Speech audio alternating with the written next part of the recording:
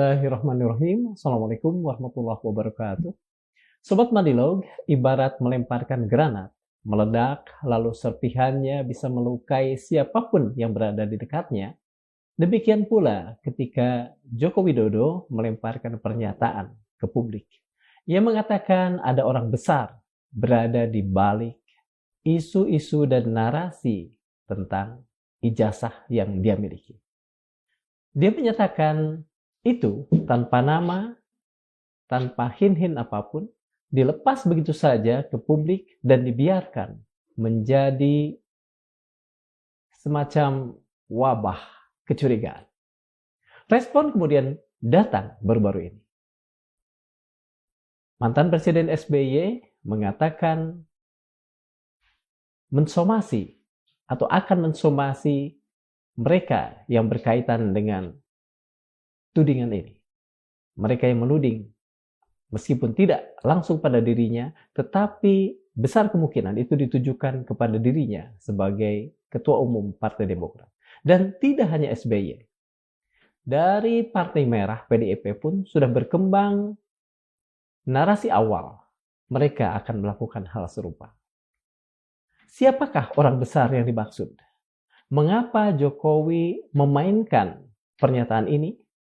Untuk itulah, Madilog kali ini mencoba mengungkapnya melalui Mas Ahmad Hozinuddin. Terima kasih Mas Ahmad sudah hadir kembali. Terima kasih diundang kembali di Madilog. Mas, dua mantan presiden itu sudah mulai ancang-ancang. Dan bahkan kalau Demokrat sudah melakukannya. Hari ini adalah hari, kalau saya tidak salah, hari terakhir ultimatum mereka 3 kali 24 3 kali 24 jam itu untuk meminta maafnya. Apa yang Anda lihat, Mas, dari fakta ini? Baik, bismillahirrahmanirrahim. Melalui forum ini ya, saya ingin menegaskan bahwa Saudara Joko Widodo itu punya karakter licik sekaligus pengecut. Dan ini pula yang saya tegaskan ketika muncul narasi memaafkan kepada 12 orang terlapor dan tidak untuk 3 orang terlapor, yang itu disampaikan oleh para JP saat berkunjung ke Solo beberapa waktu yang lalu. Argumentasinya sebenarnya narasi itu digulirkan hanya untuk tujuan memecah belah 8 orang dengan 5 orang sebelumnya atau 12 orang dengan 3 orang terlapor, karena kan sebelumnya ada 3 klaster, terakhir tinggal klaster 2, klaster pertama 5 orang tersangka, klaster kedua 3 orang tersangka. Dan harapannya sih agar orang-orang yang dimaafkan ini buru-buru datang ke Solo minta maaf, dan akhirnya pecah gitu. Tapi pada saat yang bersamaan pengecut, karena tidak pernah berani menyebut siapa 3 nama itu. Kan tidak pernah. Tafsiran saja yang kemudian itu dirujuk kepada Roy Suryo, Risma, dan Tifa. Dalam kasus tuduhan orang besar ini kan sebenarnya bukan tuduhan baru. Ini juga saya sebut Jokowi ini dalam konteks tuduhan orang besar itu licik sekaligus pengecut. Liciknya memang kalau kita runut itu peristiwa tuduhan orang besar itu bukan baru kemarin. Misalkan ditegaskan oleh Saudara Joko Widodo pada 9 Desember 2024 saat wawancara dengan Kompas TV. Kalau saya tidak salah. Nah, saat itu juga wartawan Kompas sudah menanyakan siapa sih yang dimaksud. Dia hanya menjawab, ya semua orang sudah tahu, tidak perlu sebut nama begitu. Kami sendiri punya riwayat tersendiri terkait tuduhan orang besar ini. Jadi pada Juli 2025 atau setahun yang lalu, walaupun baru sekitar ya, kalau hari ini Januari kan ya 4 atau 5 bulan yang lalu, Jokowi sudah menggulirkan tuduhan orang besar itu. Dan karena kami ingin para pihak kubu Roy Suryo dan Jokowi itu berfokus kepada masalah kasus ijazah palsu, saat itu saya masih ingat betul kami dari tim advokasi anti kriminalisasi akademisi dan aktivis mengirimkan somasi kepada Saudara Joko Widodo 31 Juli 2025 yang lalu. Somasi itu saya masih ingat betul bersamaan dengan surat yang kami kirim ke Kejaksaan Negeri Jakarta Selatan berkaitan dengan komplain kami atas tidak kunjung dieksekusinya Sylvester Matutina. Saat itu kan ada banyak aspek yang kami somir ya, dan paling utama adalah soal tuduhan orang besar. Saat itu kami hanya meminta 2 hal. Buktikan siapa orang, paling tidak sebut namanya. Atau yang kedua, segera minta maaf. Karena kan berulang kali Saudara Joko Widodo dalam kasus ijazah palsu membangun narasi bahwa siapapun yang menuduh harus membuktikan. Siapa yang mendalilkan, dia harus membuktikan. Sekarang dibalik ya. Nah, dalam konteks orang besar ini kan yang mendalilkan atau menuduh ada orang besar di balik Roy Suryo dan kawan-kawan kan Saudara Joko Widodo. Ya.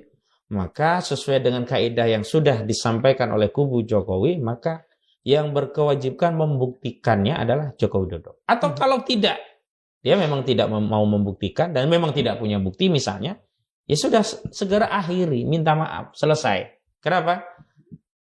Karena membuat narasi orang besar itu merugikan bagi klien kami, seolah-olah perjuangan untuk mengungkap kasus ijazah palsu itu hanyalah perjuangan yang menjalankan agenda politik dari orang besar. Sehingga seolah-olah Roy Suryo dan kawan-kawannya hanya pion politik saja, dimainkan saja begitu. Papet ya, boneka. Iya, boneka saja. Padahal kan kenyataannya tidak demikian. Pertama, tidak ada kaitan dengan orang besar karena murni ingin mengungkap apakah benar negara sebesar kita ini pernah punya presiden 2 periode dengan ijazah yang bermasalah. Yang kedua, memang tidak ada backingan. Backingannya siapa? Ya rakyat yang selama ini membersamai. Makanya kemarin ketika Roy Suryo dan kawan-kawan diputuskan oleh penyidik Polda Metro Jaya setelah selesai pemeriksaan sebagai tersangka tidak kunjung atau tidak dilakukan penahanan, kami tegaskan ini adalah peran dari dukungan seluruh rakyat. Tidak ada itu dukungan orang-orang yang mengklaim karena dia ini tidak ditahan. Enggak gitu. Nah, balik lagi ke soal orang besar gitu. Saya membaca 2 hal juga, adanya kelicikan sekaligus kepengecutan Saudara Joko Widodo. Jadi kelicikan itu sebenarnya dia ingin mengekstensifikasi masalah ke hal-hal yang tidak lagi berkaitan dengan ijazah. Diperlebar. Seolah-olah apa yang dia alami ini adalah serangan politik dari pihak-pihak lain yang menggunakan narasi ijazah palsu yang dikerjakan oleh Saudara Roy Suryo dan kawan-kawan ini. Seolah-olah dia kemudian tadi playing victim bahwa dia dalam isu kasus ijazah palsu itu korban politik, bukan masalah hukum yang hendak ditegakkan hitam dan putih begitu. Dan langsung dia mengedarkan tuduhan agar ekstensifikasi masalah itu membuat gaduh dengan target akhir apa? Semakin gaduh, semakin tidak memungkinkan masuk ruang peradilan, maka ada intervensi kekuasaan untuk menghentikan kasus ini. Target dia itu begitu. Dia nggak berani masuk ke pengadilan. Maka dia ekstensifikasi, melibatkan banyak orang, bikin gaduh, lempar tuduhan ke sana kemari, dan tapi sekali lagi, selain licik, memang pengecut, lagi-lagi pengecut apa? Tidak berani sebut nama. Memang pada sebuah kesempatan, Saudara Joko Widodo mengklarifikasi bahwa itu bukan SBY. Karena sebelumnya kan, kubu Jokowi, baik kubu Jokowi yang langsung atau relawannya, misalkan Adi Darmawan. Kemudian sebelumnya juga Sylvester Matutina. Partai Biru kan dulu. Iya, kalau ada Darmawan membuat Partai Biru, Sylvester Matutina udah pasti menjurus kepada SBY kan, dengan motif, dengan kausalitas dan motif. Kausalitasnya Roy dulu pernah menjadi kader Demokrat, Roy dulu pernah menjadi menporanya SBY. Ya, kepentingan motif politiknya AHY hari ini menjadi menjadi menterinya Prabowo dan Gibran menjadi wapres. Menurut tuduhan mereka, target utamanya bukan saja Jokowi tetapi agar wapres bisa dimakzulkan sehingga posisi itu digantikan oleh AHY. Itu kepentingan politiknya. Ngarangnya begitu. Gitu. Tapi kalaupun itu benar, katakanlah nggak apa-apa. Kalau dia itu memang punya keberanian, sebut saja itu SBY dan saya memiliki bukti ini. Sampaikan kepada publik sehingga publik menjadi jelas bisa membersamai siapa. Kalaupun itu benar, boleh jadi justru publik akan membersamai SBY misalnya begitu. Kapan Jokowi menyatakan dengan eksplisit bahwa pernyataannya itu bukan untuk SBY? Tanggalnya lupa tapi setelah Juli. Tapi sebelum Desember. Iya. Karena seingat saya setelah kami somir di Juli 31 Juli itu relatif 2 hal yang terjadi pada Jokowi. Pertama, dia tidak sering muncul ke media lagi. Biasanya kan bentar-bentar. Tiarap lah ya. Iya. Yang kedua juga tidak pernah mengunggah narasi tentang orang besar. Baru kemudian setelah, nah memang ada kaitannya. Di tanggal 4 Desember 2024 kan ada diskusi Indonesia Lawyers Club. Bang Karni Ilyas. Saat itu kan ini mediasi atau lanjut perang temanya terkait ijazah Jokowi. Dan memang saat itu narasumber yang lainnya sudah membangun narasi. Ini soalnya bukan hanya Roy sama Jokowi, tapi ada SBY, ada Megawati. Yang penting ini perlu didudukkan biar ini tentram begitu. Jadi mulai lagi narasi mengintensifikasi masalah seolah-olah ini tidak hanya soal ijazah itu diperluas. Dan akhirnya memang setelah 4 Desember ya di tanggal 9 Desembernya Kompas TV berhasil mewawancari Jokowi dan disitulah eksplisit lagi ya tuduhan orang besar itu dimuntahkan lagi oleh saudara Joko Widodo. Dan kemudian, nah memang follow up-nya itu adalah adanya sejumlah akun-akun yang memang selama ini terafiliasi dengan kubu Jokowi, selalu membela Jokowi. Agri Fanani ya, Konbudius Piliang, termasuk yang di Unpacket Zulfan Lindan. Ini kan akun-akun yang kemudian kemarin disomir ya, baik yang TikTok maupun yang YouTube itu kan disomir untuk memberikan klarifikasi dan meminta maaf dalam waktu 3x24 jam. Hari ini sebenarnya hari terakhirnya nih. Nah, kita belum tahu tindakan lebih lanjut dari Partai Demokrat. Karena saat itu resmi dari Partai Demokrat. Jadi dari Badan Hukum dan Pengamanan Partai ya. Dan bukan saja atas nama ansi pribadi SBY, tetapi betul, sebagai Ketua Umum Dewan Pertimbangan kalau nggak salah dari Partai Demokrat. Nah, tak lama setelah itu PDIP juga mengambil ya rencana untuk mempersoalkan ya akun-akun yang menyerang Megawati. Nah, memang Romli ya sebelumnya lewat ini Deddy Sitorus yang pertama statement terus di follow up juga oleh Guntur Romli bahwa dia mengapresiasi apa yang sudah ditempuh oleh Partai Demokrat dan partainya yakni PDIP mempertimbangkan juga akan menempuh hal serupa begitu. Tapi kalau PDIP sampai hari ini saya belum tahu kelanjutan seperti apa. Yang jelas Partai Demokrat sudah menempuh itu begitu. Saya sendiri melihat memang Joko Widodo itu sejak awal dalam kasus ini sengaja ya memperluas arena pertarungan, tidak fokus kepada ijazahnya. Terlihat sejak awal membuat laporan. Kan laporannya kan fitnah, pencemaran. Itu kan sangat spesifik kepada pribadi saudara Joko Widodo. Lalu kenapa ada Licu Mandan, Andi Kurniawan, ada Pradi Bersatu ikut nimbrung? Itu kan banyak laporan-laporan yang kemudian dikonsolidasi. Kenapa tidak fokus ke 310 dan 311 KUHP? Muncul 32 Undang-Undang ITE, muncul 35 Undang-Undang ITE, bahkan dari pelapor lainnya muncul pasal 160 KUHP tentang penghasutan. Jadi kalau di narasi hukum dan politik beda. Kalau narasi hukum itu ekstensifikasi itu tujuannya adalah mengkriminalisasi Roy Suryo dengan satu pasal-pasal yang tidak ada kaitannya dengan ijazah palsu itu, misalkan penghasutan, editing, manipulasi, yang ancamannya itu kan di atas 5 tahun. Ada yang ancamannya 6 tahun, ada yang ancamannya 8 tahun, ada yang ancamannya 12 tahun. Ya kan? Kemudian kalau yang politik ini narasinya dia ingin playing victim sebagai korban politik seolah-olah yang sedang dikeroyok oleh orang-orang besar, yang orang besar itu dinarasikan sebagai SBY dan Megawati. Jadi saya sebutkan tadi licik tapi sekaligus pengecut. Kenapa? Kalau dia berani, gentleman, atau meminjam ungkapannya Andi Azwan ya, kalau dia negarawan, setidaknya negarawan itu punya satu karakter apa? Kesatria, sebut nama. Walaupun ketika Andi Azwan itu dari Joman ya, Jokowi Maniwa menyatakan Jokowi itu negarawan. Pastilah kalau menurut dia ya Jokowi akan memaafkan semuanya, tidak hanya 12 orang itu, termasuk 3 orang, termasuk 3 orang. Tapi kan nggak pernah muncul dari Jokowi sendiri begitu. Justru saya melihat ketidaknegarawan Jokowi itu yang tidak pernah mau mengambil inisiatif menghentikan masalah ini sejak dirinya menjadi presiden pada kasus Bambang Tri. Kan saat itu Gus Nur itu kan 2 udah jadi korban. Kalau negarawan nggak mau lah rakyatnya itu masuk penjara hanya gara-gara identitas dia, dokumen dia.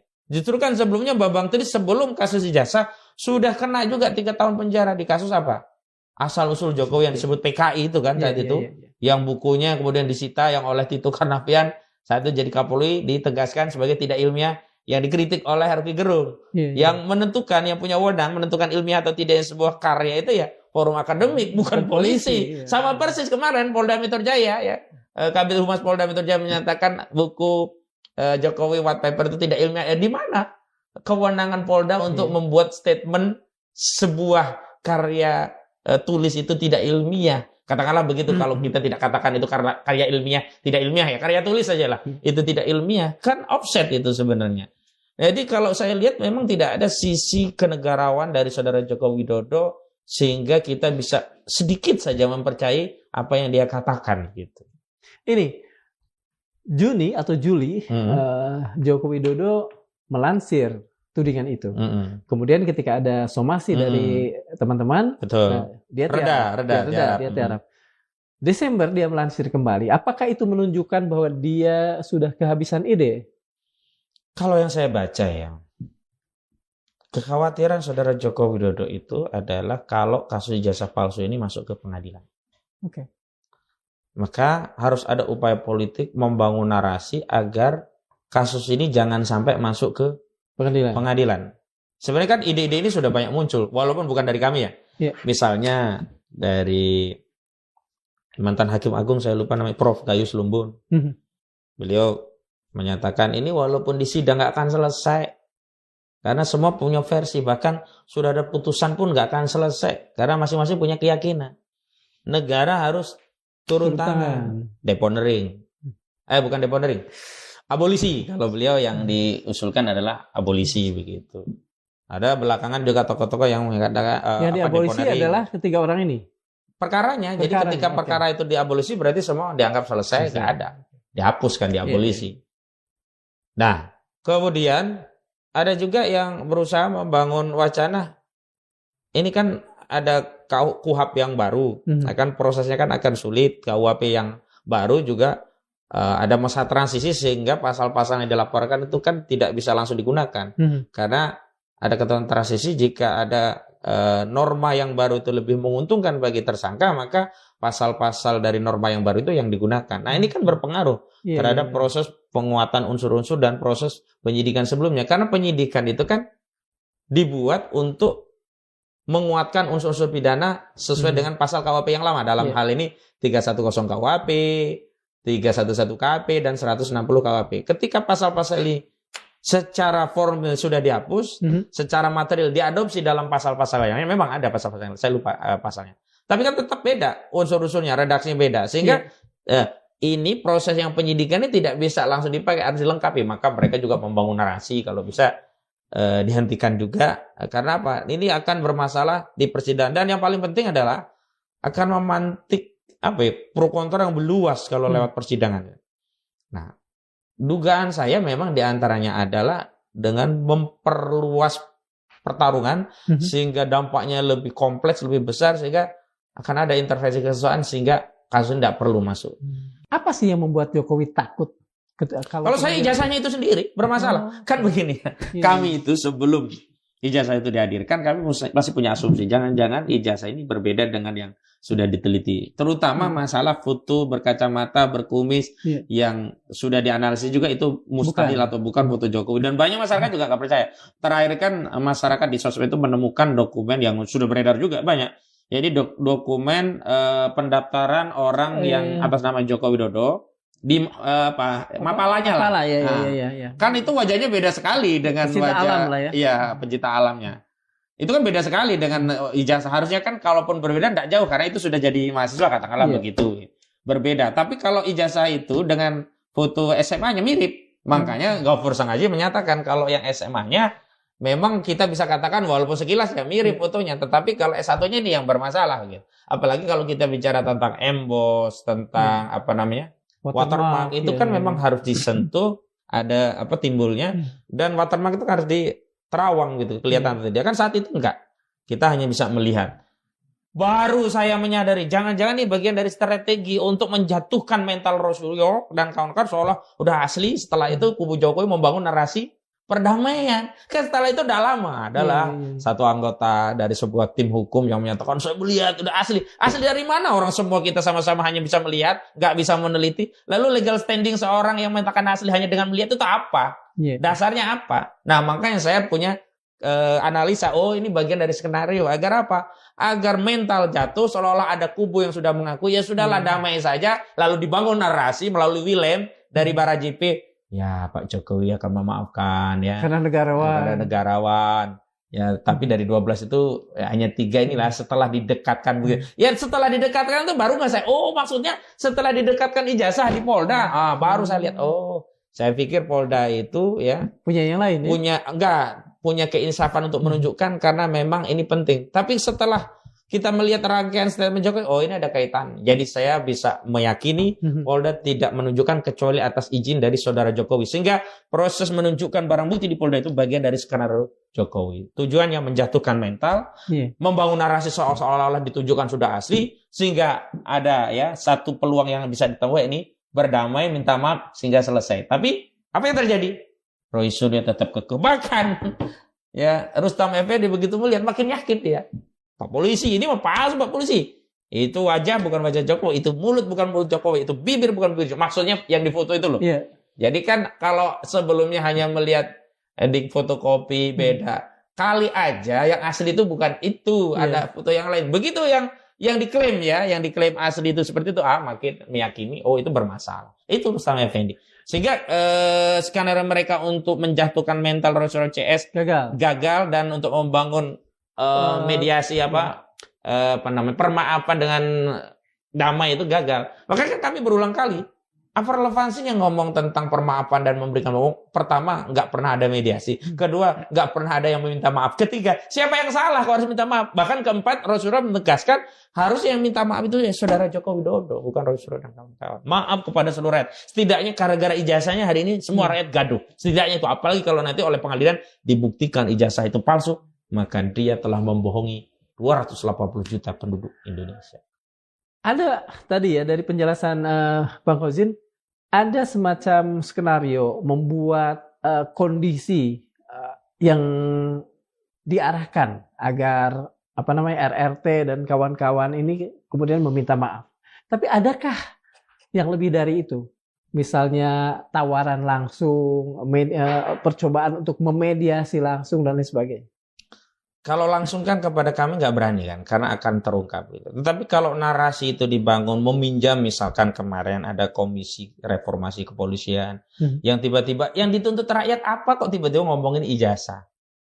Nah itu kan kami bisa menyimpulkan memang berat bagi Joko Widodo, maka dia harus meminjam dalam tanda petik otoritas kekuasaan agar mendamaikan.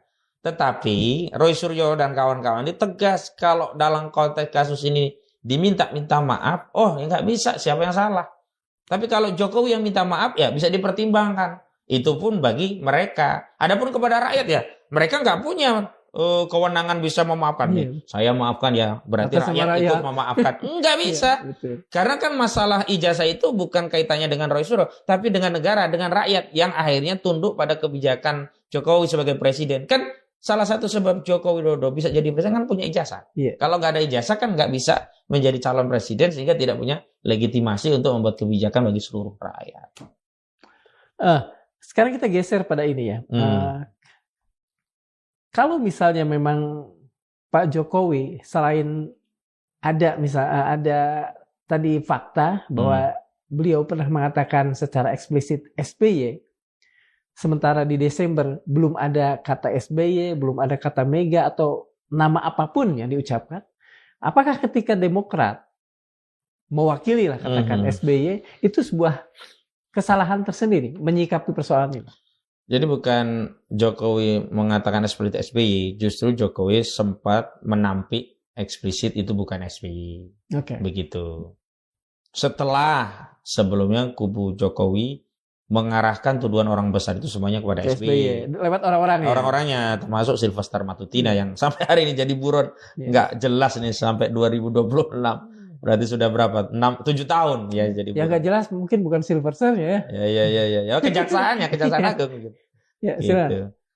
Nah, hanya memang setelah itu terus muncul narasi-narasi dari akun-akun yang dimiliki oleh orang-orang yang selama ini memang terafiliasi, setidaknya secara kepentingan terafiliasi dengan Jokowi dalam kasus jasa palsu. Jadi mereka ini selalu membangun narasi, menyerang kubu Roy Suryo dan membela Jokowi. Nah sekarang serangan itu diperluas oleh mereka, tidak hanya menyerang Roy Suryonya, tapi menyerang SBY, bahkan Megawati begitu. Nah SBY, serangan kepada SBY itu dikaitkan dengan latar Roy Suryo pernah menjadi kader Partai Demokrat, walaupun tadi saya tegaskan dia bukan anggota Partai Demokrat lagi. Kedua, pernah menjadi Menpora di era SBY. Motifnya Gibran, soal AHY lah ya. Ya, AHY begitu. Nah, itu dimainkan orang-orang yang saya sebutkan tadi ya, dan ini juga yang tersomir ya oleh Badan Hukum dan Pengamanan Partai Demokrat gitu. Ada Agri Fanani, ada Budius Piliang, ada termasuk akunnya Julvan Lin dan Unpacket ya.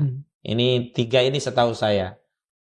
Saat itu sih memang kalau saya baca di media targetnya hanya 2. Pokoknya 1 klarifikasi, yang kedua minta maaf, udah selesai. Cuman ini hari terakhir belum ada klarifikasi setahu saya, apalagi permintaan maaf. Ya. Bahkan dari orang-orang tersomir ini ya. Iya. Bahkan di akunnya Budius Piliang saya sempat lihat di TikTok itu dia mengupload berita tentang dibatalkannya ujaran kasus kabar bohong dan fitnah di MK. Artinya kalau dia dianggap bohong, dulu pernah dikenakan pasal 15 dan 14 ayat 1 ayat 2 Undang-Undang Nomor 1 tahun 1946, yaitu nggak relevan. Kenapa? Karena pasal itu sudah dibatalkan oleh MK berdasarkan permohonan dari Haris Azhar dan Fathia Maulidiyanti. Karena pasal ini yang sebelumnya dipakai Luhut bin Sarpanjaitan untuk mempersoalkan Haris Azhar. Itu kan berarti dia tidak mengklarifikasi, tapi dia sedang melawan dalam tanda petik. Menyatakan begini, lu mau persoalin apa sama gua? Kabar bohong. Pasalnya udah nggak berlaku. Kira-kira kan kalau kita bicara eksplisit begitu. Gitu. Betul. Nah, saya justru sedang menerka-nerka kira-kira apa yang diambil langkah hukum oleh Partai Demokrat. Karena kalau mereka kemudian akan menindaklanjuti dengan laporan polisi, berarti SBY yang harus turun seperti Jokowi kemarin. Karena kan nggak bisa diwakili pribadi kalau dia merasa tersinggung. Karena kan fitnah. Kalau kabar bohong memang nggak bisa. Kenapa? Pasal itu sudah dibatalkan oleh MK. Kalau SBY turun gunung dan kemudian buat laporan sendiri, kan ini berarti epicentrum magnitude pembelahannya makin luas dan target Jokowi masuk. Berarti sebetulnya ini si malakama juga yang sedang dihadapi Partai Demokrat dan SBY ya, dalam persoalan ini. Kalau menurut saya apa yang ditempuh oleh SBY tepat. Tepat dalam pengertian anasir-anasir liar itu harus direspon secara terukur. Makanya kan baru somir ya, nggak langsung laporan polisi. Dan tidak langsung oleh SBY kan. Statementnya kan nggak ada loh yang satu dari SBY. Setahu saya yang statement itu Andi Arief. Kemudian Hendrasi, siapa tuh yang juru bicara bagian hukumnya.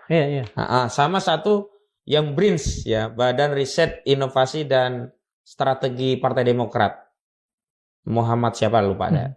Jadi SBY sama sekali belum.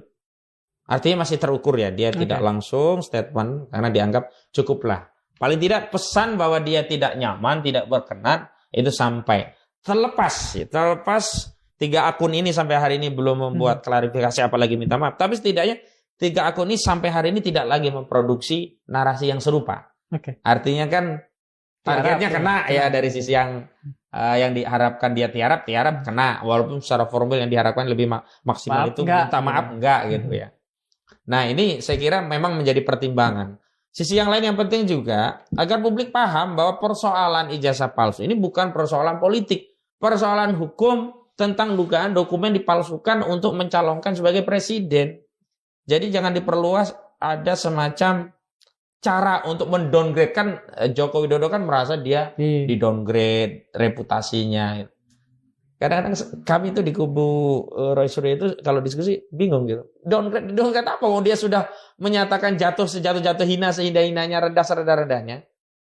Memang dia yang membuat ungkapan yang itu justru menjatuhkan dirinya sendiri. Dan sebenarnya kalau kita bicara tentang wibawa, kehormatan, kepercayaan publik dalam kasus ijazah palsu itu bukan dengan melaporkan anak bangsa. Dengan menunjukkan dan siap untuk diperiksa. Itulah baru marwahnya kembali. Makanya saya beberapa kali menyampaikan kepada publik, kubu Jokowi ini seperti seorang gadis yang memintal rambut, setelah dipintal habis itu diurai lagi. Begitu terus. Atau meminjam ungkapan, ada orang yang naik ke puncak bukit atau puncak gunung, dia mengikuti rute pendakian yang sudah jelas di situ dia gagal dan terperosok jatuh. Dia ngulangi lagi melewati jalur itu. Maksud saya begini, cara dia yang disampaikan oleh kuasa hukumnya, latar belakang atau tujuan untuk melaporkan itu kan untuk menjelaskan publik bahwa ijazahnya tidak palsu, untuk menjelaskan publik ijazahnya asli dan mengembalikan marwah wibawa dan agar masalah ini selesai. Dulu waktu kasus Bambang Tri dan Gus Nur, apakah kemudian ketika ada kritik terhadap ijazah palsu 2 anak bangsa ini dipolisikan, ada keputusan dan keputusan inkrah, sudah dipenjara, bahkan hari ini sudah bebas kembali bersama-sama masyarakat lagi. Apakah masyarakat kemudian keyakinannya timbul, oh ijazah Jokowi itu asli? Apa alasannya? Buktinya Bambang Tri sama Gus Dur masuk penjara karena dia mengatakan palsu. Berarti kan asli? Enggak begitu logikanya. Orang meyakini dokumen itu asli itu bukan karena ada orang yang mengkritik kemudian dipenjara. Kan selalu ini yang disitir oleh Sylvester Matutina. Lihat saja, ya kan? Gus Dur itu masuk penjara. Bambang Tri sudah masuk penjara. Itu menunjukkan bahwa dokumen itu sudah disahkan oleh pengadilan asli. Padahal dalam kasus Gus Dur dan Bambang Tri tidak pernah muncul barang asli yang diklaim punya Joko Widodo. Yang ada hanya fotokopian. Kan waktu itu kami itu miris sekali, prihatin, sedih. Ada marahnya juga tentunya ya, karena itu klien kami. Dan bukan karena status klien. Ini anak bangsa, bagian dari ketidakadilan. Bagaimana mungkin orang dituduh melakukan kebohongan, ijazah itu palsu. Tidak ada pembuktian ijazah itu asli. Yang menarik di kasus Bambang Tri itu. Dulu kan dakwanya berlapis. Karena dia melakukan mubahalah. Menyatakan ijazah itu palsu, bahkan Bambang Tri siap dilaknat 7 turunan kalau ternyata dia katakan atau yang dia tulis di bukunya Jokowi Undercover itu bohong gitu. Kan saat itu mereka menghadirkan ahli agama. Saya lupa ya dari struktur bukan dari struktural tapi dia latarnya NU, bukan dari MUI. Saya lupa namanya ahli agama. Saat itu ahli agama tersebut membuat kaidah syara. Kalau dalam konteks hukum ya kaidah hukum lah. Sama lah kalau di dalam konteks kaidah hukum kan siapa yang mendalilkan dia akan membuktikan. Ya. Dalam konteks agama kan juga ada kan al-bayinatu ala pokoknya bukti itu kepada siapa yang mendakwa. Al-bayinatu ala mudai. Bukti itu menjadi beban hukum, kewajiban siapa yang mendakwa, siapa yang menuduh. Ya. Gitu kan. Baru sumpah al-yamnu ya, bagi siapa yang mengingkari. Jadi dalam kasus tuduhan ijazah palsu yang punya kewajiban untuk membuktikan ya yang menuduh ijazah itu palsu. Bukan orang Bambang Tri. Nah, waktu itu kan saya balik. Betul, kaidahnya itu. Sekarang saya balik kasusnya. Negara hadir melalui jaksa menuduh Bambang Tri dan Gus Nur mengedarkan kebohongan dengan mengatakan ijazah itu palsu. Betul. Berarti yang punya kewajiban kan harusnya negara dengan menghadirkan ijazah yang aslinya. Gak berani jawab, itu diam langsung kicep. Tapi tetap aja ketok palu. Iya betul. Artinya saya menduga kuat bahkan sampai meyakini kalau persidangan model seperti itu direpetisi, hakim nggak akan berani mengulangi kesalahan di Solo dan masyarakat akan ikut semua menyaksikan sidang ini. Dan seluruh ahli yang katanya ada 22 ahli sudah diperiksa, saksi yang katanya 130-an saksi. Itu kalau kita kuliti satu persatu akan berubah konstruksinya dengan apa yang mereka ungkap di dalam berita acara pemeriksaan. Sampai ada loh menarik di kasus di Solo itu. Ada kepala sekolah SDN Tirtoyoso yang konon itu SD-nya Jokowi. Ini kasus Bambang Tri? Yang Bambang Tri. Okay. Ya. Dia disumpah saat BAP agamanya Islam. Tapi waktu diperiksa, kami cek di KTP agamanya sudah Kristen. Lalu di dalam redaksi BAP itu dia menyatakan begini, kami sebagai umat muslim tidak terima agama kami, kitab suci kami digunakan sebagai sarana untuk mengedarkan kebohongan. Lah kami tanyakan, lah ibu ini kan Kristen. Kristen lah kenapa? Oh, ya dia bingung ya, tapi kan nggak sesuai data. Enggak, pertanyaan kami bukan masalah itu sesuai data atau tidak. Statement ibu yang menyatakan tidak terima. Padahal agama ibu apa? Saya kan agak dengan banyak. Agama panjenengan apa? Dia jawab, apa kitab suci panjenengan apa? Nah itu nggak bisa jawab. Artinya apa? Serusak itu BAP yang dibuat oleh penyidik. Orang yang agamanya non muslim pun dibuat seolah-olah redaksinya dia muslim. Dan kami cek redaksi ini tuh ada template kayak copy paste kepada seluruh saksi-saksi yang lainnya. Kita cross check. Ternyata desain dari penyidik. Sebenarnya kalau desain redaksi dari penyidik masih boleh lah dalam konteks asal sesuai dengan realita. Tapi ini kan realitanya beda. Itu kan ada kebohongan dari saksi. Nah, saya meyakini kalau kasus ijazah palsu Joko itu masuk ke persidangan banyak sekali. Karena begini ya, kalau penyidik membuat BAP, dia kan hanya punya kepentingan bagaimana membuktikan unsur-unsur. Tentu dia tidak akan bertanya sesuatu yang akan melemahkan apalagi menghilangkan unsur. Berbeda dengan kita loh. Ya tentu saat di persidangan itulah kita akan masuk pada pertanyaan-pertanyaan yang kita duga jawabannya itu akan menghilangkan unsur atau setidaknya menipiskan unsur. Dan pertanyaan-pertanyaan itu kan nggak mungkin muncul dari jaksa, bunuh diri jaksa kalau gitu. Sampai juga kalau ada lawyer sudah tahu jawabannya akan merugikan kliennya, dia tanya terus, malah dijelaskan, lawyer bodoh ini. Apakah mutlak bahwa kalau misalnya persoalan ini diangkat ke persidangan, ke hukum oleh pihak Demokrat, maka yang harus lapor adalah SBY?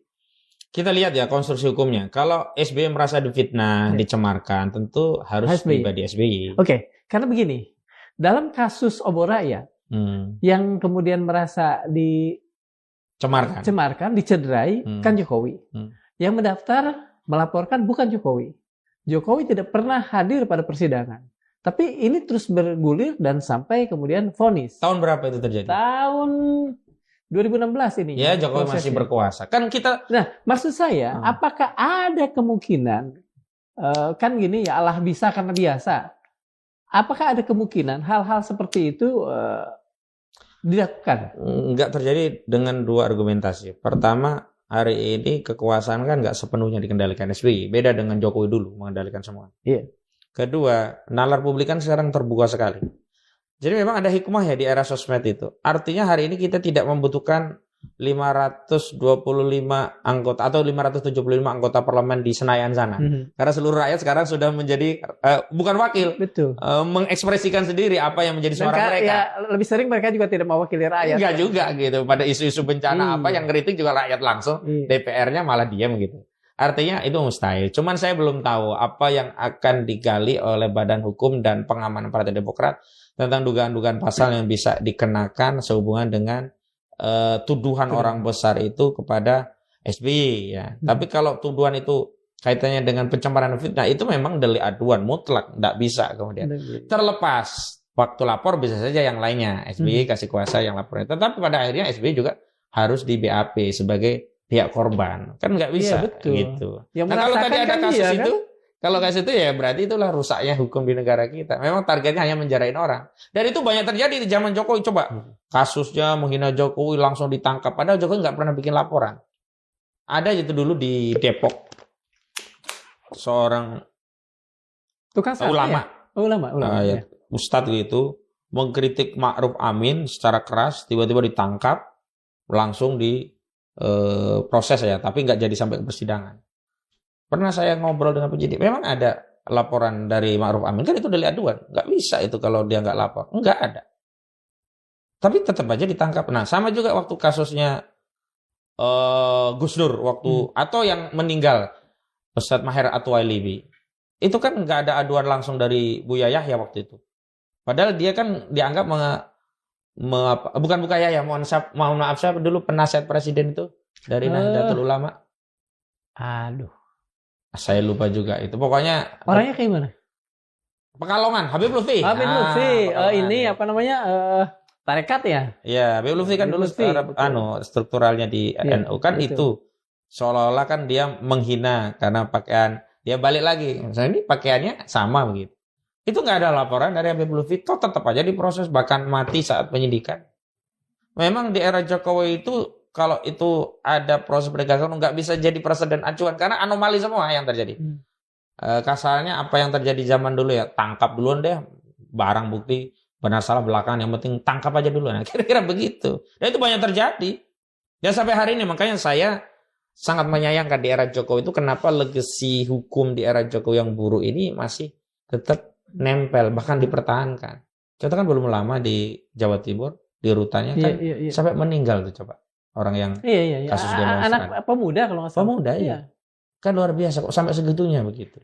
Dan sumber kami pernah bilang bahwa ada 9 senyampang Agustus itu, demonstrasi 25 Agustus itu. Iya, ada 9 ribuan katanya di seluruh Indonesia itu yang ditangkap.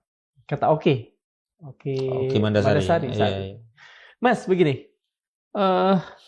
Ini kan ada hal yang menarik ya. Betul. Apakah ada kemungkinan kemudian Bu Mega melakukan hal serupa sehingga kemudian ada semacam Mega plus SBY berhadapan dengan Jokowi? Ini membuat Jokowi besar tentu saja ya. dapat ini dia, iya, tujuan dia. Saya harus katakan bahwa Mega itu jauh ya lebih punya kapasitas untuk mikul dur mendem jeru terkait kasus Jokowi ini ya. Lebih besar ketimbang yang lain. Karena kalau kita mau bicara siapa yang paling sakit hati dengan kelakuan Jokowi itu sebenarnya masyarakat memang ya disakiti, tapi dia jauh lebih sakiti karena tidak mungkin seorang Joko Widodo dari Solo itu bisa ke Jakarta bahkan naik ya jadi ratu ya jadi presiden tanpa restu Mega. Tapi apa yang terjadi? Dikhianati kan. Dan saya pernah mendapatkan informasi di sejumlah podcast juga sebenarnya banyak juga kader internal yang pengen istilahnya bubrah-bubrahan lah sama Jokowi. Istilahnya apa? Rawe-rawe rantas lah. Malang-malang putung lah. Hajar lah dia udah keterlaluan. Dan kita bisa lihat juga kan konfirmasi Jokowi udah keterlaluan itu misalkan lewat Adiana Pitupulu, Deddy Sitorus kan serangannya sudah terbuka. Brutal juga gitu. Tapi Mega enggak. Memang di kasus ijazah palsu itu memang ada yang berbeda antara SBY sama Mega. Mega dalam sebuah forum itu sempat mengomentari dengan bahasa ya kalau saya dituduh ijazahnya palsu ya saya taruh saja silakan. Tapi SBY sama sekali loh.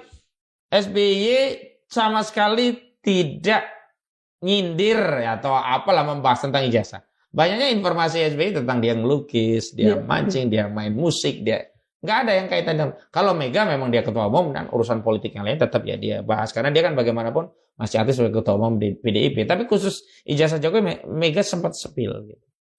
Saya belum bisa menakar apakah setidaknya PDIP itu akan mengambil langkah somasi lah setidaknya seperti apa yang ditempuh oleh Demokrat. Karena dulu kami waktu mempersoalkan masalah orang besar di internal kami itu juga terbelah. Ada yang minta langsung aja ini fitnah, ayo kita bikin LP. Tapi ada yang mengatakan lah kalau di LP wong Jokowi dengan LP yang jelas di Baris Krim aja nggak jalan, apalagi kayak gini. Akhirnya kami tempuh. Ya setidaknya ada sikap kita bahwa kita membantah dengan cara apa? Somasi. Nah, mungkin sama juga apa yang diambil oleh Partai Demokrat. Walaupun belum tentu ditindaklanjuti dengan laporan polisi, setidaknya sikap Partai Demokrat sudah tahu, sudah jelas pada posisi ijazah. Dan memang yang menarik, dugaanku ya, awalnya mereka ini melempar tuduhan itu dalam rangka untuk mendapat afirmasi untuk membela Jokowi. Misalnya begini, Megawati atas SBY ketika dinarasikan, dia membantah, enggak kok, kami tidak ada. Wong kami sendiri itu kan sama-sama mantan presiden. Dan kami meyakini siapapun di Republik ini yang menjadi presiden pasti sudah beres kayak gitu. Dan kami meyakini ijazah Pak Jokowi juga asli. Harusnya kalau itu yang terjadi kan ini, betul. Dukungan luar biasa. Tapi ini kan nggak keluar sama sekali. Jangankan Megawati SBY, partai-partai yang dulu backup Jokowi pun sekarang, misalkan Golkar, mana statement Golkar yang eksplisit yang menyatakan kami bela ijazah Pak Jokowi asli? Nggak ada orang Golkar. Atau orang-orang partai yang lain. Yang paling yang membela hanya satu, PSI. Itu tuh partai. Karena terkait. Iya, kan partai tidak punya kekuasaan. Artinya yang lain, partai-partai lain yang lain menjaga jarak. Tangan semua, cuci tangan.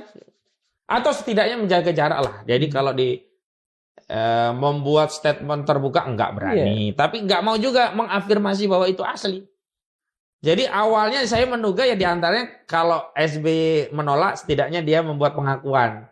Enggak lah, saya enggak terlibat. Itu kan bener ijazah itu Roy kan enggak ada kaitannya dengan saya. Itu asli kok aja. Mungkin maunya begitu gitu. Tapi lagi-lagi memang begini. Kalau orang meyakini ada karma dalam kehidupan, termasuk dalam politik itu ada karma. Dan boleh jadi sesuatu yang dipisahkan karena politik bisa disatukan karena karma itu. Misalnya dalam konteks SBY Megawati kan secara umum masyarakat melihat ini kan selalu berseberangan. Tapi gitu. Gara-gara ijazah bisa jadi disatukan. Kenapa? Sama-sama terusik karena dituduh sebagai orang besar. Dan saya yakin itu eksplisit SBY dan Megawati tersebut itu justru pada saat ILC itu oleh Faisal Assegaf. Masalah ini itu kan ada hubungannya juga dengan PSI. Walaupun saat itu kami sudah bantah, nggak ada urusannya, orang kita nggak ada urusan sama. Dan kenapa begitu? Karena Faisal Assegaf juga yang sebelumnya membawa narasi perdamaian melalui Komisi Reformasi Polri bersama Jimli Asidiki. Itulah yang kemudian kami baca, oh begitu. Sebenarnya ini kawan ini pengecut tapi licik gitu loh. Jokowi maksudnya. Jadi kalau dia berani ya udah. Tapi kalau dia memang nggak berani, nggak usah ngomong-ngomong tentang orang besar lagi, berhenti. Sudahlah fokus hadapi ijazahnya. Fokus ya Pak Jokowi, nanti kalau sidang, kalau kami tanya, wahai saudara saksi, Apakah bibir yang ada di foto ini bibir saudara saksi? Wahai saudara saksi, apakah telinga yang ada di foto ini telinga saksi? Kumis. Wahai saudara saksi, apakah kumis tipis yang ciamik ini benar-benar milik saksi? Itu siapkan jawaban itu, nggak usah kemana-mana ngatain orang besar dan seterusnya. Jadi saya pikir ya memang berat menghadapi masalah ini. Karena begini, ada logika yang tidak bisa disamakan dalam menghadapi kasus ini. Dulu Jokowi pertama pernah menjadi presiden, punya kekuasaan, gak gampang menyelesaikan. Yang kedua, dulu yang dikendalakan adalah orang politik yang bisa diselesaikan dengan pendekatan jabatan atau ancaman kasus korupsi. Betul. Nah sekarang dihadapi aktivis. Korupsi apa aktivis? Mau bensin aja kita kari-kari kemana-mana. Sebentar, banyak juga aktivis yang mencari-cari sesuatu dari kasus kan? Ya ada, tapi dalam kasus ini kan akhirnya itu tidak bisa mendominasi sehingga gagallah narasi perdamaian itu. Saya ingin bertanya begini, pernahkah misalnya ada carrot gitu ya? Ada apa namanya iming-iming? Bukan pernah, memang selalu modusnya kan begitu. Cara untuk membungkam itu kalau udah stick ya karot. Pernah gitu. dialami? Kalau saya enggak langsung, kawan-kawan yang lain ada begitu. Dan ada informasi yang ke saya juga melalui orang besar yang menawarkan susu belah. Intinya kalau ini selesai sudahlah. Saya bilang begini, kecil sekali kita. Dan kita tidak sedang berkhianat pada diri kita, berkhianat kepada rakyat, tapi kita berarti berkhianat kepada Allah Subhanahu wa taala. Bangsa juga lah ya. Ya bangsa oke lah, dimensi dunia bisa kita tinggalkan. Kalau Allah nggak bisa kita. Jadi itu yang membuat narasi damai ini nggak bisa. Kenapa? Karena tidak semuanya bisa dikendalikan dengan logika yang biasa mereka kendalikan untuk mengendalikan atau mengembalakan aktivis-aktivis yang biasa makan dari duit itu. SOP-nya nggak jalan lah ya. Nggak jalan. Ada ini nggak? Ada maaf nominal yang disebutkan? Ada. Boleh tahu? 100 miliaran. Waduh, zaman sekarang 100 miliar lumayan juga kan? Enggak, kecil sekali. Kecil sekali bahkan? Kecil sekali. Coba kalau kita kaitkan dengan APBN kita yang buat bancakan. Kita kaitkan dengan kerusakan alam. Kita kaitkan dengan kerugian nyawa 1.000 lebih di Aceh. Kerugian ekologi, apakah itu enggak berawal dari kebijakan? Keliru kalau kita menganggap itu hanya bencana ekologi. Lalu di mana letak eksistensi lah, nggak usah kita bicara wibawa kehormatan. Eksistensi kita sebagai hamba, sebagai makhluk, kok mau menukar itu gitu loh. Mohon maaf, nggak ada orang nggak suka duit, semua suka duit. Karena kita kebutuhan itu butuh dengan materi. Tetapi ketika kita menggadaikan idealisme, orang akan membuat keyakinan yang sama. Oh, orang yang berteriak itu karena lapar. Kalau udah dikasih makan, kenyangan tidur juga. Makanya kalau saya lihat di sebuah media, ada yang teriak tapi nanti akhirnya hilang. Oh, itu proposal aja sebenarnya. Sebenarnya dia tidak sedang mengkritisi, tapi dia mau tunjuk, gua eksis loh. Berapa bagian proposal gua? Itu. Iya, proposal. Begitu proposalnya jadi, dia hilang dari isu. Cair gitu. Kata sebagian di kasus PIK 2 itu kan semua banyak rubuk.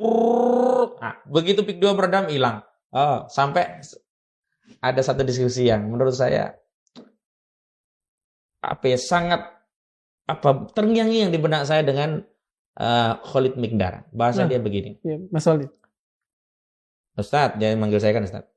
Saya mau pengen lihat ujung dari kasus ini. Saya mau lihat siapa yang benar-benar masih istiqomah, benar-benar berjuang, atau siapa yang kemudian sebenarnya cari sesuatu begitu. Karena kan dalam perjalanan banyak yang berguguran juga. Baru ketahuan, oh kemarin begini, sekarang begitu, ke depan seperti apa. Tapi bagi saya pribadi sebenarnya tidak terlalu heran dengan begitu. Karena itu kan tabiah saja. Tinggal kita mau mengambil sikap seperti apa. Ini ada di bukunya, buku puisinya Taufik Ismail, Tirani dan Benteng tahun 66. Juga kita jangan mengasumsikan perjuangan itu seperti jalan lempang tanpa onak, tanpa duri. Keliru gitu. Justru ketika kita melihat hal-hal yang demikian, itu sebenarnya ada dua hal yang bisa kita ambil hikmah. Pertama, memang realitasnya itu yang harus dihadapi. Yang kedua, kita sedang membersihkan diri pada kualitas seperti apa yang kita inginkan untuk bisa menjadi orang yang benar-benar istiqomah gitu. Kalau bahasa Gatot Kaca itu kan anggap saja ini kawah candra di muka. Oh iya, betul. Jadi kualitas kita itu besi baja atau ya seng lemah yang dengan panas sekian derajat sudah meleleh begitu. Jadi tempaan-tempaan kehidupan itulah yang sebenarnya membuat orang itu makin matang. Bukan usia loh. Banyak orang menambah usia tapi dia tidak menambah apapun dari kebijaksanaan dia dalam mengelola kehidupan. Bahkan ada udah tua juga masih bocah. Nah, termasuk ada orang yang udah tua, udah kaya dia, tapi masih ya sama dunia masih jilat-jilat. Kadang-kadang saya melihat sebenarnya untuk apa sih duit gitu loh? Bukan untuk apa dalam pengertian gak ada manfaat ya, kita menolong orang itu kan banyak manfaat. Tapi dalam konteks hanya dikumpul-kumpulkan. Nanti kelak sesuatu yang susah payah dikumpul-kumpulkan di dunia, di akhirnya jadi sesalan. Kenapa? Hisapnya berat. Jadi beban. Jadi beban. Mas begini, saya ingin kembali ke hal yang tadi ya, yang bagi saya menarik. Iya. Apakah mungkin PDIP tidak akan melakukan somasi karena urusan hubungan yang kata orang kurang bagus antara Pak SBY dengan Mega. Jadi Mega kemudian merasa karena hubungannya ini nggak usah lah kita ikutan SBY. Kalau menurut saya lebih menduga kuat ya akan mengirimkan juga. Karena hari ini PDIP itu menurut saya secara politik sedang ingin menegaskan publik bahwa dirinya tidak lagi bisa diasosiasi dengan Jokowi. Termasuk dalam kasus ijazah palsu ini tidak ada tanggung jawab ya PDIP terhadap Jokowi yang memang sudah bukan lagi kadernya. Jadi ini kesempatan ini kesempatan juga. Karena sebelumnya kan orang mengatakan ya PDIP harus tanggung jawab dong. Dulu kan yang jadiin Jokowi capres kan PDIP kalau nggak ada surat PDIP. Saya menduga begitu. Selain karena memang pengkhianatan Jokowi sudah keterlaluan gitu loh. Bedanya apa ya? Mungkin kalau mau habis-habisan, ya kan kadang orang mengatakan kalau kita habis-habisan nanti orang lain yang pesta pora kan nggak mau juga. Dan itu pula kan yang pernah terkuak saat wawancara dengan stafnya Jokowi dulu yang dikatakan kamu hebat kalau bisa menang lawan saya itu loh. Andi Wijayanto. Andi Wijayanto. Kan Andi Wijayanto sempat menyatakan juga bahwa memang Megawati tidak pernah dia temui kecuali setenang ini. Padahal kan kegalauan tentang pengkhianatan kan luar biasa. Artinya memang ukuran-ukuran yang akan ditempuh PDIP itu satu sisi ya bisa sampai pelajaran itu kepada Jokowi, tapi sisi lain tidak membuat ini berdampak balik kepada partainya karena dianggap bagaimanapun ini adalah induk sambangnya Jokowi sebelumnya. Saya pikir di dalam kasus ijazah ini kalau PDIP mengeluarkan semuanya bagus untuk menjelaskan pada publik memang tidak ada asosiasi lagi antara PDIP dengan Jokowi dan bahkan ini sekaligus penegasan bahwa tanggung jawab ijazah itu ya tanggung jawab Jokowi ya. Silahkan masyarakat mengadili Jokowi berkaitan dengan dugaan ijazah palsunya begitu. Kan itu ada kaitannya dengan partainya begitu. Lagi pula memang kalau kita kaitkan dengan aspirasi memang sepanjang orang itu dibohong ya dia juga nggak tahu dan sepanjang administrasi itu kan memang peran-peran partai dalam administrasi itu kan hampir sama dengan KPU. Dia hanya memverifikasi ada dan lengkapnya saja. Tidak bisa sampai yang ada dan lengkap ini asli nggak sih gitu.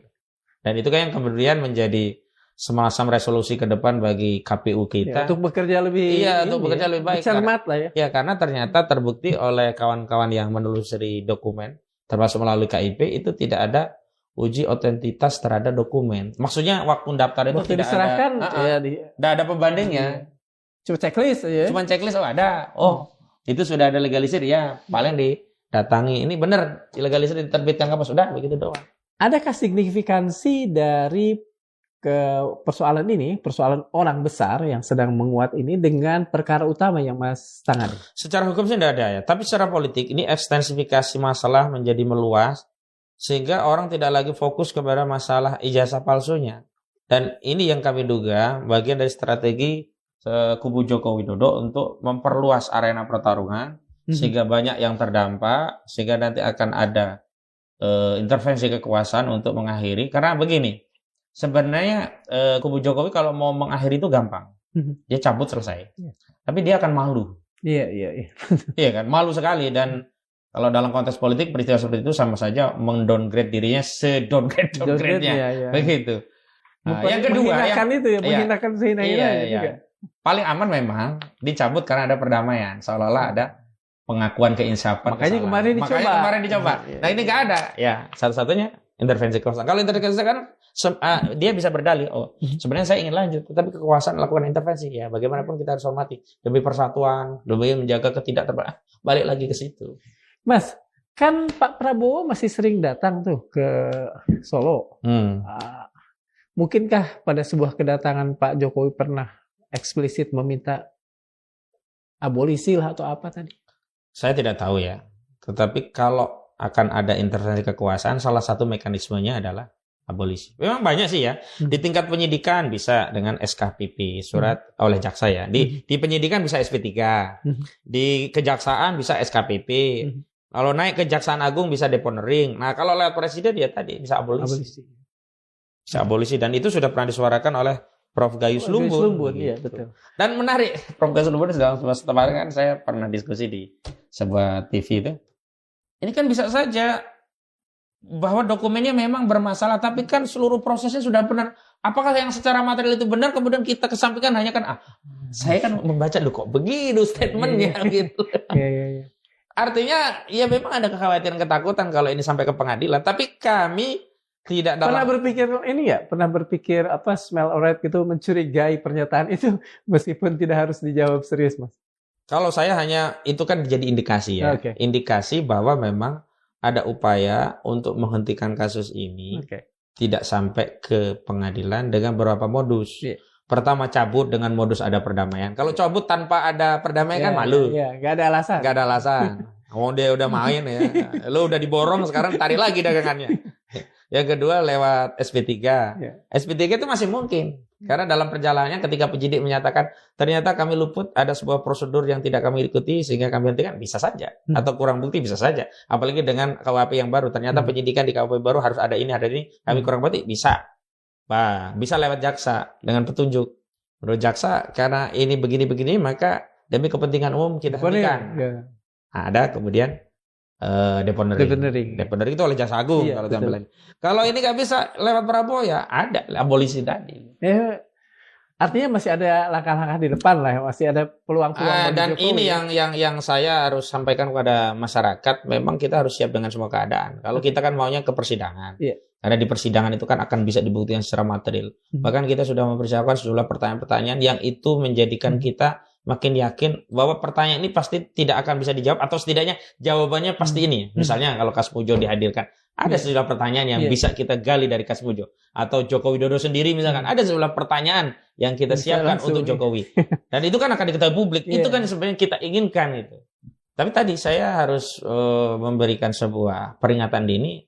Boleh jadi akan terjadi keadaan lain. Melihat manuver politik Jokowi yang hari ini makin meluas. Setelah Pak Jokowi melontarkan kembali 9 Desember itu soal orang besar, adakah efek positifnya bagi beliau di saat-saat inilah setelah guliran? Iya, khasnya Jokowi itu kan playing victim. Jadi efeknya itu kan memang dia ini sedang dizolimi, ada gerakan politik yang ingin mendowngrade dirinya, tapi seolah-olah menggunakan sarana hukum di kasus ijazah palsu. Dan dia ingin mendowngrade Roy Suryo bahwa dia tidak murni berjuang nih, karena ada agenda politik di belakangnya. Orang besar. Itu kan keinginan dia. Apakah itu tercapai maksud saya? Sejauh ini karena publik hari ini kan sudah cerdas ya, apalagi media sosial hari ini tuh kan sudah dikuasai oleh seluruh kubu ya. Seluruh masyarakat, seluruh rakyat lah kita. Beda zaman awal-awal Ahok Jokowi nyalon gubernur itu kan yang menguasai mereka kan ya. Makanya ada Jasweb kan. Jokowi Ahok sosial media volunteer waktu itu kan. Sehingga nggak ada narasi lain, yang ada narasi versi itu. Loh hari ini kalau kita lihat narasi, ya termasuk ketika kami diundang sejumlah media, ya kami buka bahwa ada masalah, ada manuver lain di balik itu. Misalkan saya sebut di sejumlah media, atau hari ini saya ulangi bahwa Jokowi itu pengecut sekaligus licik gitu. Licik sekaligus pengecut. Itu kan dalam rangka untuk mendelegitimasi target-target tadi. Kalau saya lihat sederhana ya. Kami itu kan banyak ya, tim kami, saya, Pak Roy, Gafur, dan yang lain kan diskusi. Terus saya lihat tuh netizen masyarakat itu sudah alamiah menjadi orang yang mengamplifikasi opini. Sehingga potongan-potongan video kami di angel-angel yang mendukung kami itu banyak bertebaran. Pada saat yang sama. Buatan publik. Buatan publik, bukan kami. Pada saat yang sama, bisa saja kan mereka membuat. Nah, karena apa? Karena ini sifatnya organik, alamiah dari publik, makanya lebih masif gitu. Jadi kubu-kubu Jokowi kadang-kadang, mohon maaf, sekarang ini kalau kita udah nggak suka, begitu muncul dari kubu versi Jokowi, orang nggak mau scroll gitu. Nah hari ini kan yang kemudian dipertaruhkan adalah dukungan yang real itu seperti apa. Bukan dukungan dari survei ya, kalau survei bisa dibayar selesai. Tapi itu loh, realitas sosmed kan bisa kita baca, atau big datanya, kalau istilah kerennya big datanya kan nggak bisa bohong. Betul. Makasih sekali Mas Fajrudin. Sama-sama. Sobat Manilog, kasus ijazah ini memberi kita pelajaran pahit ketika tuduhan besar dilempar tanpa bukti yang runtuh bukan hanya reputasi seseorang, tetapi fondasi keadilan itu sendiri. Tuduhan besar yang tak disertai bukti hanya akan melahirkan kerusakan yang lebih besar. Ia merusak reputasi, meracuni nalar publik, dan perlahan menggerogoti kepercayaan pada hukum itu sendiri. Negara hukum tidak bisa berdiri di atas kalimat insinuatif. Ia hanya tegak jika setiap klaim, siapapun yang mengucapkannya, siap diuji secara terbuka, adil, dan setara. Imam Al-Ghazali mengatakan, kerusakan ilmu bukan karena kebodohan, melainkan karena keberanian berbicara tanpa dasar kebenaran.